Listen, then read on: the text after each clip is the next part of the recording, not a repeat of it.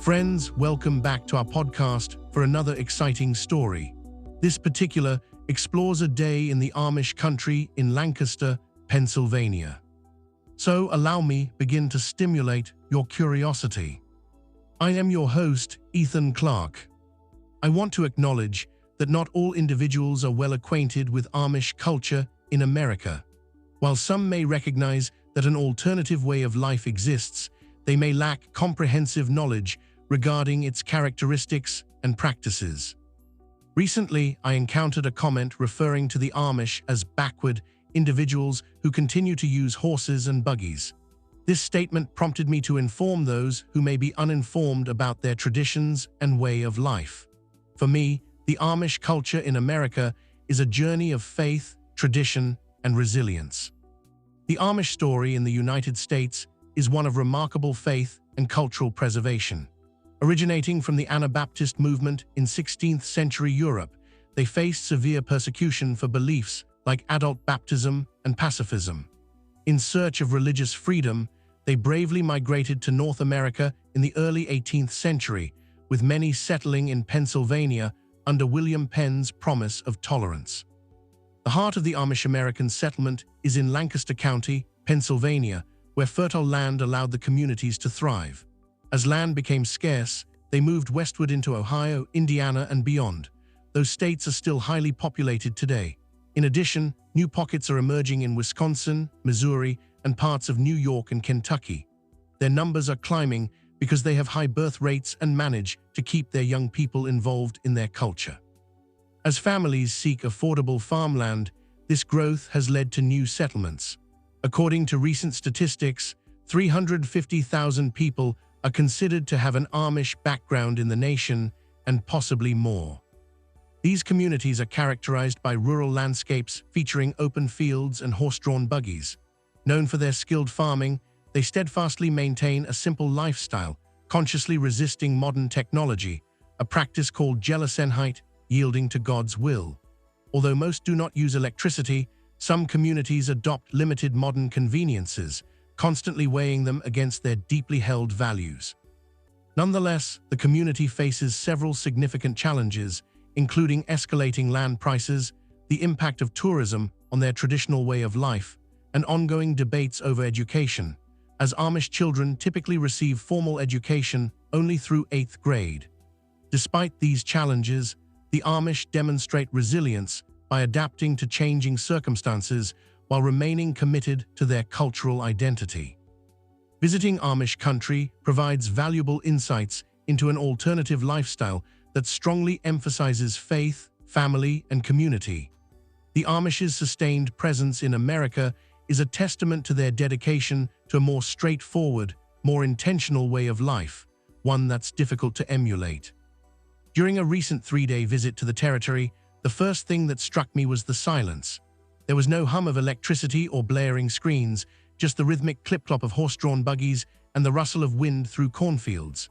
Then came the smell, warm bread, sweet molasses, and smoked meats curling through the air, drawing me toward farmhouse kitchens where time moved more slowly and food became a story.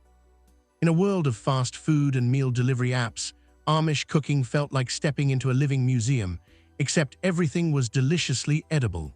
Their recipes, not only old but also sustainable, are passed down through generations with the same care as handmade quilts.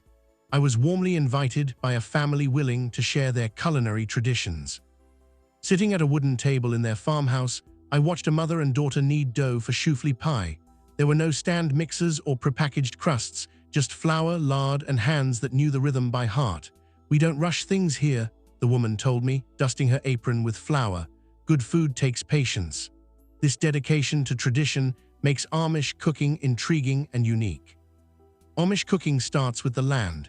They grow wheat, raise milk cows, and harvest vegetables from gardens tended by hand.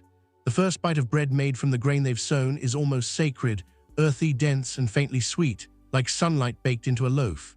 At a roadside stand, I bought a jar of apple butter from a neighbor's artisanal shop, its rich cinnamon scent making my mouth water even before I opened it. The older man who sold it to me chuckled as I inhaled deeply. "That's autumn in a jar," he said, No store-bought stuff tastes like that. He was right.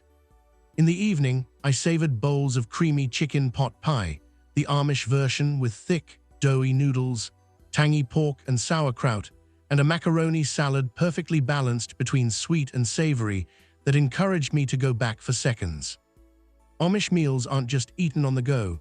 They are events, extended, laughter-filled gatherings where platters of food are shared like secrets. Then came the desserts. Whoopie pies, whimsical sandwich cookies filled with marshmallows, were so soft they nearly melted in my hands. My unexpected favorite was the choufle pie, sticky with molasses and topped with buttery crumbs, tasting history, deep, comforting, and nostalgic. What lingered long after I left wasn't just the food, but how it was made. There were no shortcuts or artificial flavors, just honest work and real ingredients. In a society obsessed with speed and convenience, the Amish remind us that some things are worth the wait. As I drove away, I stopped at a roadside stand and purchased a jar of homemade pickles alongside a loaf of rye bread tucked beside me. I reflected on the rarity of tasting something untouched by time.